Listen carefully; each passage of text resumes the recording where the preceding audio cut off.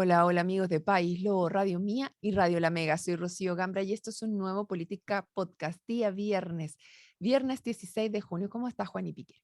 Bien, ¿y tú, Rocío? Bien, aquí echándote de menos varias semanas sin conversar Mm, contigo, así que tenemos varias noticias para conversar, sobre todo tú ahora que tienes ese acceso extra al Congreso. Y el primer tema que te quiero traer al día de hoy es justamente el Congreso, la filtración que se realizó en esta conversación que tuvo el presidente de la República con 17, 18 diputados de la macrozona sur. No sé si habían ujú. senadores también Habían senadores involucrados, también. Habían habían senadores senadores también, también. sí. Y el tema está en que hubo una filtración, se pidió expresamente de parte del presidente no grabar esta conversación, sin embargo, fue filtrada. Ya se sabe quién fue, que fue un diputado que a su defensa, él dijo que solamente que él había ingresado al final, no había escuchado esta petición inicial del presidente, pero que había grabado estos últimos 10 minutos porque eran las conclusiones y quería que estos acuerdos permanecieran. ¿Qué te parece, querido Juan? ¿Y cuál fue la sensación en el Congreso de esto? A ver, yo siento, el Congreso en general, hay muchas conversaciones que se dan en privado y que no se graban, y el supuesto de confianza mínimo es que estas cuestiones se conversan en privado, se conversan en privado. Tampoco es demasiado, cuando tú te juntas con el presidente y son varios, yo tampoco encontraría a priori demasiado loco que grabar unos minutos, y la pregunta en verdad es, o lo que está mal es por qué esta cuestión llega a prensa. Y si Mellado se lo mandó a prensa, está mal. ¿Cachai? Como que, y no debería ir a esta cuestión. Y efectivamente rompe confianza, y en el minuto que tú tienes fama de una persona que filtra, como que ya nadie va a querer negociar mucho contigo, porque como que no saben cómo, no saben lo que va a hacer esta persona. Em, con todo de lo que creo que yo por lo menos no he escuchado el audio, ¿no? Como que es simplemente que prensa como que transmitió, no sé si creo que fue la tercera, como lo que decía el audio. Exante, entiendo, o Exacto. interferencia. Mm. Y lo que decía el audio es no una cuestión, o sea, es una cuestión que de hecho le genera más problemas al presidente con su flanco izquierdo, y por eso es tan penca, porque eh, desde el punto de vista del presidente, en el que es como me estoy juntando con ustedes, estoy tratando de hablar francamente, y ustedes con estas cuestiones me están abriendo un flanco por la izquierda, como en que estamos, ¿cachai? Eh, Ahora, sobre el contenido en sí mismo, a mí eso es lo que me parece más interesante, que llevamos mucho tiempo con estados de excepción en la Araucanía, y siguen habiendo atentados terroristas, y etcétera, y quizás serían peor si es que no estuviéramos en estado de excepción, pero igual está la pregunta de cuál es el trabajo de inteligencia que realmente estamos siendo capaces de hacer. ¿Qué tan acotado es el despliegue que hay? Hay muchas de esas cosas que son secretas, entonces la opinión pública no las sabe. Y en la Comisión de Defensa y en la de Inteligencia estas cosas se hablan. O sea, el gobierno, no es que el gobierno no haya dado ninguna explicación a los diputados, pero eso se hace en sesión secreta. Eh, que es una técnica que se usa desde cuando uno es ejecutivo, que es que tú juntáis a todos los diputados en sesión secreta de estos temas, les contáis todo y no pueden decir nada. Legalmente no pueden decir nada. Se podrían ver involucrados perderían, o sea, si tú reveláis secretos de sesiones secretas, perdí el fuero y te judicializan. Y entonces hay despliegue, hay trabajo de inteligencia, y en general se maneja en sesión secreta por razones obvias. Si nosotros supiéramos cuál es la estrategia de despliegue y el volumen de inteligencia que hay, claramente estaríamos en un problema.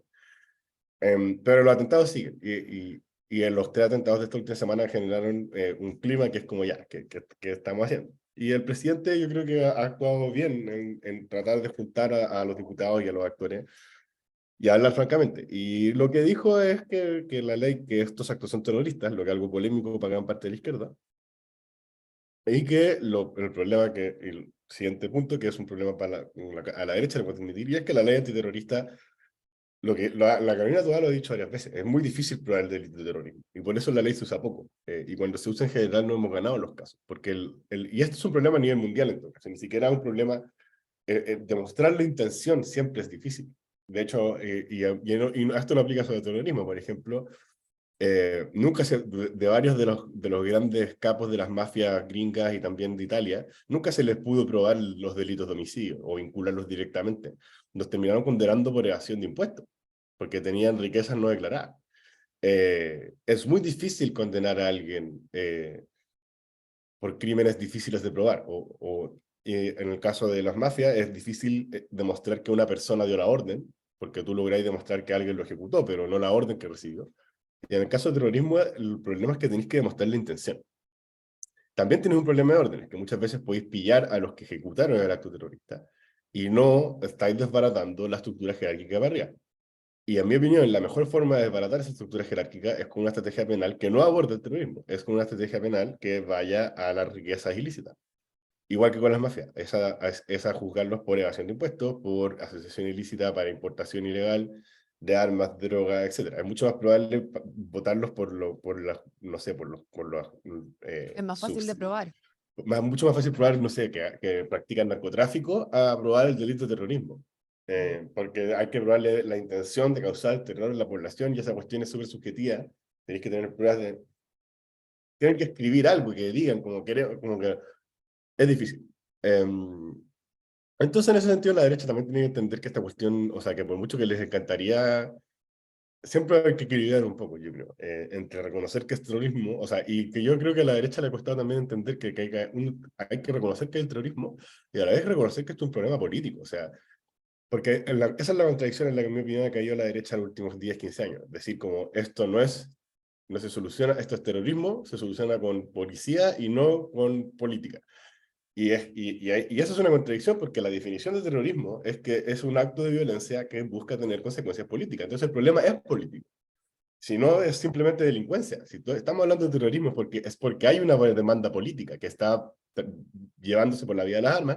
Y en ese sentido no basta solo con la persecución policial. Aquí hay que hacerse cargo que hay un problema político y que estas gran parte, o sea, hay organizaciones mapuches que ejercen un control territorial que es político y hay que disputarle ese poder de alguna forma. Y aquí hay una cuestión muy dura, pero que hay que hacer algo parecido a lo que se hizo con las FARC, y es que hay que negociar con los cabecillas. Y aquí, si tú no negocias con los cabecillas, esta cuestión no se desbata. No sé. Otro ejemplo nuevo que a la derecha le gusta, Bukele. Bukele negoció con las maras. Se compró a los jefes de las maras y todos los presos, la gente que ha metido presa son puros soldados, ¿cachai? Y logró parar la delincuencia y a la vez es duro, porque estáis dándole un perdonazo a gente mala, ¿cachai? Y Chile siento que no hemos sido poco honestos en reconocer esta conversación, en la que hay que negociar con la gente que efectivamente ha cometido atentados. Oye, Eh, aquí en el caso que estabas hablando también pasó con la ETA y el País Vasco, con este tema separatista. También ahí hubo ciertos actores que fueron, que sentaron a la mesa a conversar finalmente a estas cabecillas y lograron armar un plan de desarme, finalmente, que sí, llevó después de varios años, porque fueron como 10 años que estuvieron ahí conversando con acuerdos, con aciertos, con errores, sí. que los llevó Y, si después a lo, hacer este desarme de la ETA y propiamente tal. para sentarlos a la mesa, tienes que tener una estrategia policial militar fuerte, o sea, ellos tienen que sentir que están cagados, o sea, pero el punto es que solo con fuerza policial no los vaya a desarmar. Tienes que presionarlos policialmente y ofrecerle, o sea, por un lado pegarles y por el otro ofrecerle una mano ya. Esta cuestión no es sostenible, sentémonos a negociar una salida. Y esa parte es la que siento, este gobierno partió con buenas luces en ese sentido, o sea, de hecho yo siempre he sido de la idea de que si este gobierno se hacía la idea de usar la fuerza, mezclando fuerza con voluntad de negociar, yo creo que esa es la clave de la solución al conflicto, que esa era la estrategia Moreno, que se les desbarató por Catrillanca. Ya, espérate, Eh, ahí te paro, porque dices, este gobierno partió con una buena voluntad de negociar y ocupar la fuerza, pero resulta que cuando partió este gobierno teníamos a Isquia Siche, donde trató de ir a negociar y en verdad la No, recibieron no, mi, con mi mono, balazos. perdón, ¿O no, en no qué, cuál, partimos cuál mono así, pero estamos hablando? yo, Ya. yo pensaba en enero, cuando metieron al socialismo democrático antes de que partiera, y hicimos un mapeo como de qué cosas y qué desafíos ya de este gobierno. Yo siempre he sido la idea de que hay que aprovechar este gobierno para hacer reformas que hay que hacer y que para nosotros, siendo gobierno, son difíciles de hacer, como Muy la caro. reforma tributaria y la de pensiones. No, no son difíciles políticamente de hacer, para nuestro sector Por es muy eso, es difícil. un, Hay que subir impuestos y políticamente es para, muy caro para la políticamente derecha hacer ese tipo de hacer reformas. ciertas reformas. A nosotros nos conviene hacer la reforma en un gobierno de izquierda y después nosotros administrarla. Y también en el tema de Araucanía y conflicto de Araucanía, la realidad es que los gobiernos de centro izquierda y los de derecha no logramos solucionarlo. Entonces, quizá el cambio de mano, quizá algo sirve. Y lo que yo pensaba es que si es que el Frente Amplio mantenía la fuerza policial y además abrieron canales de negociación reales, porque tienen contactos con ese mundo, podrían avanzar harto en la solución, entre comillas, del conflicto mapuche, que esa posibilidad está en la mesa, sujeto a que fueran capaces de mantener y aumentar el volumen de presión policial. Y que al principio regularon y trataron de bajarle los estados de emergencia y ahora volvieron. Y ahora no están pero por eso digo que si yo lo veo en términos comparativos, esta gente ha mantenido gran parte del despliegue policial y han abierto más canales de negociación. Entonces yo no descartaría que este gobierno efectivamente logre avanzar en una salida negociada del conflicto. Creo que les Pero, falta más despliegue policial, pero no es una cuestión demasiado alocada, precisamente porque tienen más voluntad de negociar. ya, pero Juani, yo sabes que sinceramente creo que esa conexión con ese mundo era bastante relativa y no era, y no era tan real, porque si hubiese sido más real, hubiese avanzado mucho más rápido. O no hubiésemos tenido, por ejemplo, el caso de la ministra de Desarrollo Social, que sale por intentar conectarse con, o sea, ella está pidiendo una conexión que no existía previamente. Entonces, aquí me da la no, sensación que estilo Frente de acuerdo. Amplio es más como yo vengo a decir y empatizo con ustedes, queridos hermanos, de lo que está pasando aquí, pero en verdad no tengo Y ninguna esa conexión real cuestión, con lo que está y esa pasando. cuestión no tenía ningún sentido. Y en la medida que ellos entiendan que ellos son igual de huincas que la derecha y que a los mapuches son lo mismo, son el poder político de Santiago, en la medida que entiendan eso, sí tenían más voluntad de sentarse. Ya, pero Y por espérate, eso, ahí te voy a parar de nuevo. No sé si para los mapuches son lo mismo. Estamos hablando acá de separar igual las cosas porque es como un grupo y no todos los mapuches, porque recordemos también que todos aquellos que votaron en la última elección, que fue con un alto nivel de votación, votaron en contra, por ejemplo, del pluralismo de Chile, país plurinacional. Entonces, mm, igual no, creo sí, que hay no que se puede, separar las dos y no cosas. pero eso no es tanto un problema porque no se puede negociar con todo y que de hecho, dada la complejidad del conflicto, yo diría que la única también hay que separar, o sea, en el sentido de que esta cuestión es súper macuca, y no sé por qué lo estoy hablando acá, en verdad, pero en general, cuando tú tenés conflictos así de complejos, tenéis que dividir a tu adversario, tenéis que hacer que se peleen entre ellos. Eh, Porque si tú no estás en un buen pie de negociación, lo mejor que te puede pasar es lograr comprarte a un grupo que se desmovilice y vaya legitimando la cuestión. Pero Ya, pensar si que lo te vaya a decimos poder desmovilizar a todos es imposible. Ya, si lo Tenéis que decimos elegir en con quién vaya palabras a negociar. más políticas, si tú efectivamente, que es un poco lo que ha sido a nivel nacional, si tú le niegas todo el agua a cierto grupo que es mucho más dialogante y no efectivamente entregas ciertas soluciones y le das la mano, dejas abierto a una movilización completa y que todos se unan contra ti finalmente. Entonces tú Sí, tienes que intentar dialogar, que es un poco lo que pasaba cuando, no, cuando estaban en esta pelea, si lo llevamos a nivel nacional, con el socialismo democrático, por ejemplo. Si tú no negocias con el socialismo democrático, haces que se una mucho más con el Frente Amplio y no tratar de hacer esta negociación o estas conversaciones con grupos más moderados que te permitan destrabar las conversaciones finalmente sí, y seguir adelante.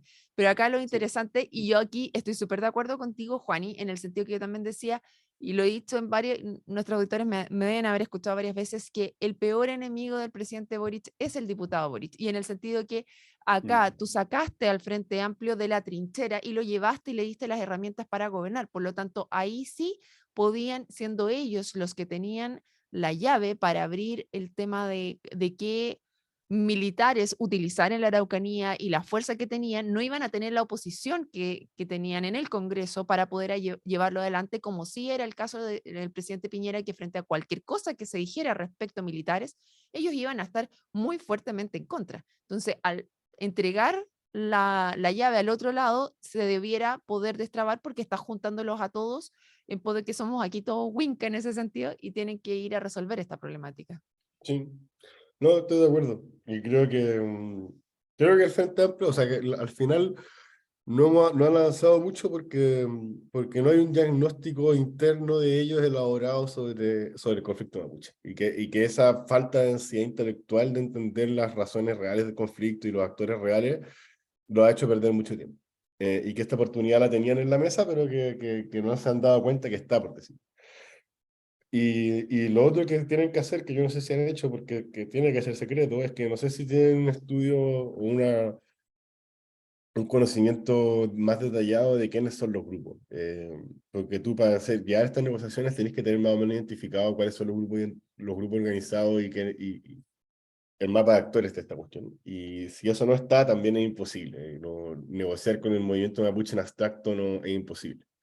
Necesitáis ponerle nombres a esta cuestión, nombres de organizaciones, nombres de personas, claridades de cuáles son los recursos que manejan, de gente, de territorio, y sin ese mapa esta cuestión no tiene por dónde salir. Y bueno, lo de Mellado es simplemente, nada, yo creo que es una anécdota, o sea, una filtración ridícula que mina confianza, que al final ni siquiera mina confianza a nivel sistémico, esta cuestión fue una cuestión de él y Mellado ya nadie lo va a invitar a nada, ¿no? Sí, bueno, igual hay una acusación en fiscalía, entiendo, en curso, que el gobierno sí echó a andar el Pero tema a nivel judicial antes antes de de que que se Mellado, supiese. Sí. no, yo creo que lo van a dejar, si al final el tema, y de hecho yo creo que Mellado salió diciéndolo porque lo deben haber presionado a RN, porque es como, bueno, si, no, si aquí el que lo hizo no admite quién fue, se cortó todo diálogo con la moneda, ¿cachai? Esa cuestión no se puede hacer. Eh, Sobre todo porque vamos, ahora vienen otras negociaciones, que es la de pensiones y tributaria, y romper canales de confianza ahora es ridículo. Eh, Oye, te quiero tomar ahí dos cosas. Una, si esto siguiera adelante y efectivamente él es desaforado, como igual le escuché ayer a Diego Charper decir en el programa Por los Opuestos, él es secretario general de RN, y antes de saber que la filtración había venido de ahí, él había dicho con mucha fuerza que esto debía pararse inmediatamente y que aplaudía al gobierno por haber ido a la justicia al respecto. Entonces yo no sé si es tan fácil decir, no, ¿saben qué? Ya que de nuestra fila esto lo dejamos hasta aquí. Y si es que fuese desaforado el diputado, al igual que lo que le está pasando, y aquí quiero que me diga si estoy en lo correcto o no, porque la diputada Cordero también fue desaforada en este minuto. ¿Eso quiere decir que no pueden ejercer el cargo? Ay, me pillaste, no me acuerdo. Te Creo pillé. que cuando están desaforados, creo que sí, que no pueden ir a sala y votar. Eh, pero no estoy seguro si lo suspenden el cargo o simplemente es que porque te necesitáis Que pueden ser que investigados. les quiten el fuero para poder investigarlo. No sé si Claro, aparte lo suspenden el cargo. Creo que no lo suspenden y que pueden seguir ejerciendo, de hecho. es que creo que para poder ejercer como diputado no puedes tener ningún cargo dentro de la justicia. Entonces ahí es mientras no se resuelva, entiendo que no pueden ejercer el Están cargo. suspendidos, ya. No, sí, ahí Están me suspendidos pillaste. el cargo. Se me olvidan esos detalles. Pero en Pero ese caso la diputada Cordero ya está desaforada por los dichos contra la senadora Campillay, y ahora sí, se sumaría un nuevo cargo que sería el del diputado Mellado. Entonces, es interesante para mí seguir la línea de qué es lo que va a pasar aquí, porque podríamos tener otra baja dentro de RN si es que así fuese el sí, cargo. no. Y no, y 2 votos menos en un congreso tan empatado son caletas. Y aquí la cuestión Sí, se pues da por eso vuelta te por digo. 4 votos. No, pero yo creo que lo de Mellado lo van a soltar. Si al final toda esta cuestión era porque era una falta de respeto que no se supiera quién fue y todo, pero si la persona sale, admite la culpa, ni siquiera sé si tiene, no sé cuál es la figura penal con la que podéis condenarlo, sino, no sé Pero si es sí, había ilegal. una, sí, es ilegal, y de hecho el medio de prensa, si es que hubiese reproducido todo, también es ilegal, Ah, por porque eso en no lo Chile reprodujeron. no lo Ah, reprodujeron ya. textual, sino ciertas partes, porque no se puede grabar sin autorización, eso es constitutivo de delito, ni difundirlo, también es un delito aparte y tiene hasta presidio, tiene pena de cárcel también, y como Ya, ya, pues 500 entonces por eso no lo han UTM, difundido. No, sí. entonces yo creo que puede ser que lo que busquen sanción por una cuestión ejemplificadora, pero a la vez con que yo creo que el problema principal era el de confianza, de desconfiar de todos los asistentes y ya circunscribiendo la cuestión solo a Mellado, voy simplemente ostraciar políticamente a Mellado y soltar el tema, ¿no? Eh, Sí, vamos a ver qué es lo que pasa ahí. Y lo otro que quería conversar contigo son dos cosas que están hablando a propósito de esta conversación.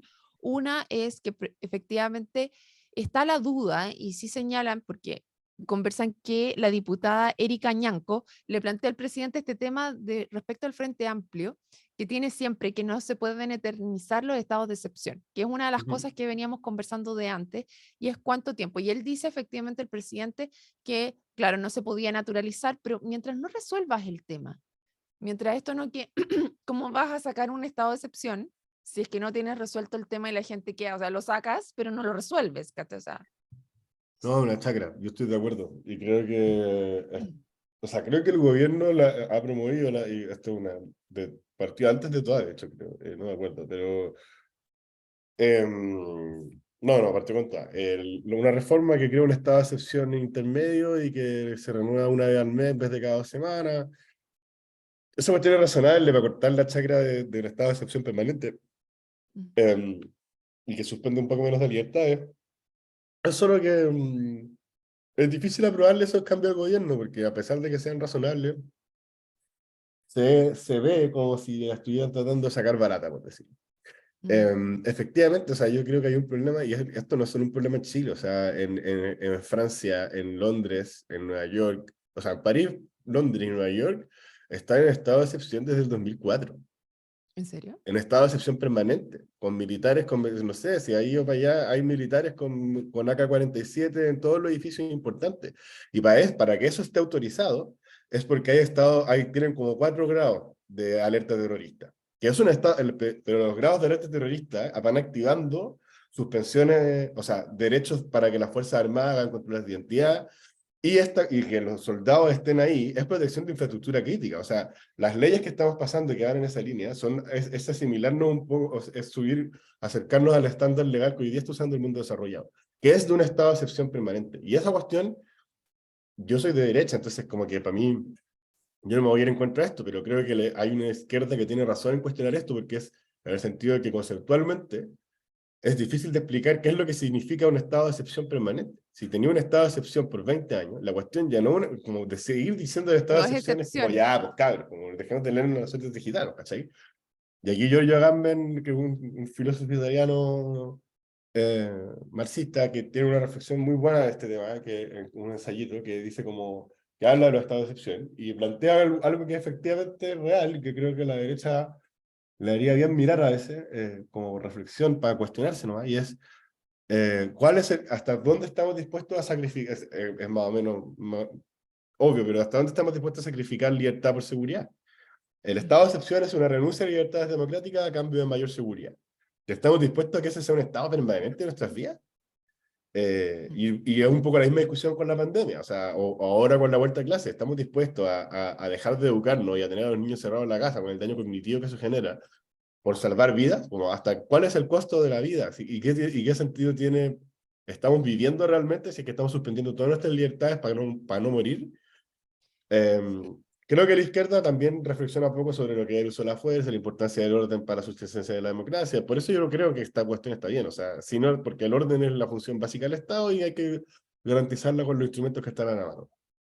Pero Y en ese sentido, efectivamente, claro. llevamos como 3 años con estado de excepción, entonces esta cuestión es un estado de excepción.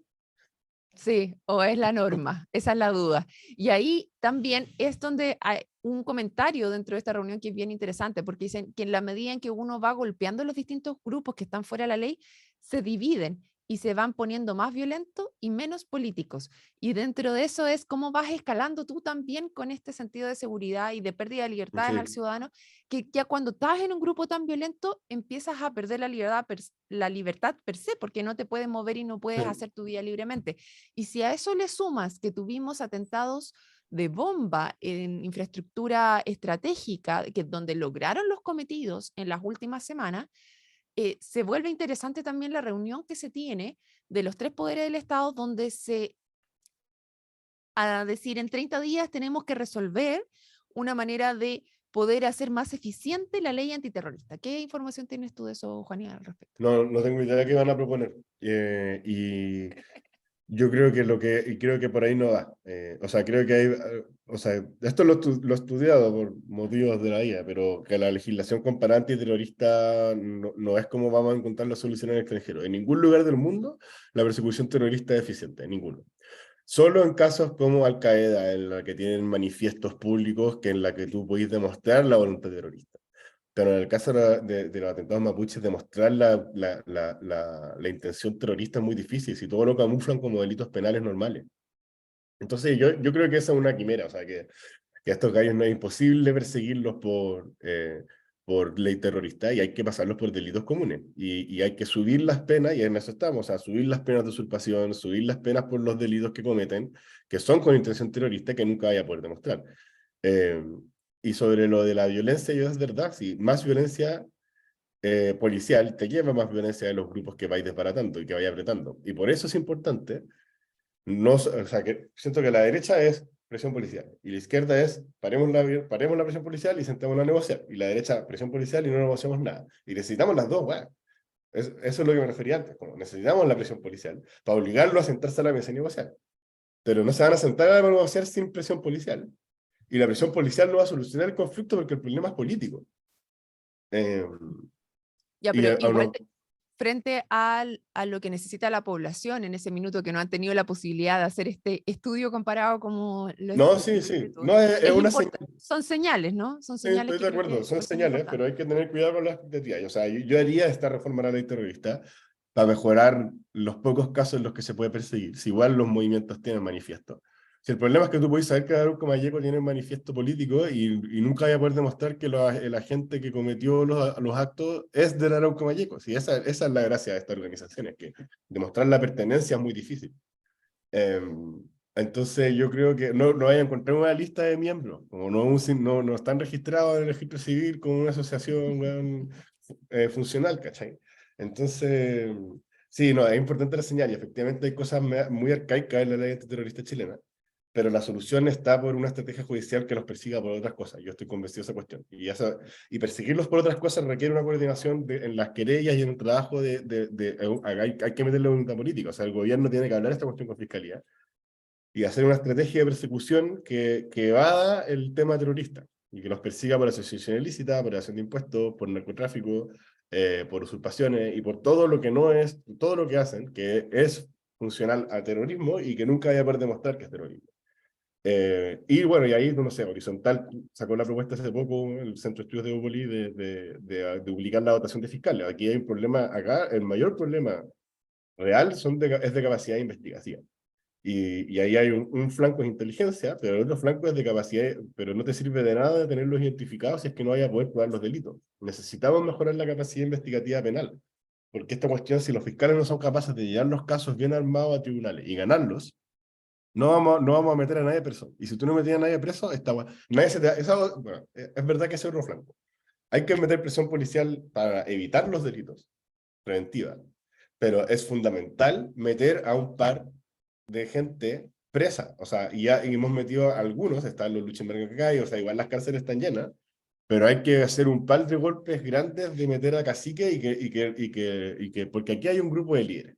Y es imposible que esta cuestión no sea jerarquizada y que no haya, no sé, unos 10, 15 personas líderes. Y si tú no Y me en ese empezás a sentido, meter preso a un par de esos, estos locos no se van a asustar nunca. No se van ¿y a qué sentar pasa a negociar. y qué pasa con tener preso a Héctor Yaitul y a su hijo, por ejemplo, ahora? No sirve. Pero Héctor está preso ahora, sí. Creo Sí, que sí. y su Sí, hijo no, sí también. hay. Pero siento que hace tiempo que no hay un golpe así grande. Porque esta cuestión también es muy coyuntural, como si los vais metiendo presos de a poco en distintos momentos, por distintos motivos, y no aprovecháis como el shock comunicacional.